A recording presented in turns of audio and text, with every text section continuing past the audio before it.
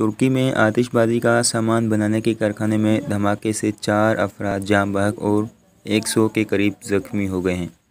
یہ افسوسناک واقعہ ترکی کے ضلع ساکاریا کے ایک قصبے خندق میں پیش آیا۔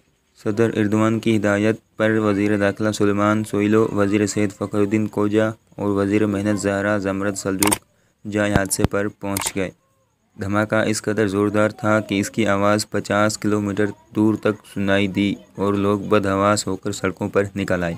ترک حکام کا کہنا ہے کہ متاثرہ علاقے میں طبی اور آگ بجھانے والا عملہ پہنچ گیا اور امدادی کام جاری ہے۔ وزیر صحت نے بتایا کہ اب تک 4 افراد کی ہلاکتوں کی تصدیق ہو چکی ہے، جبکہ زخمیوں کی تعداد 100 کے قریب ہے، جنہیں مختلف ہسپتالوں میں منتقل کر دیا گیا ہے۔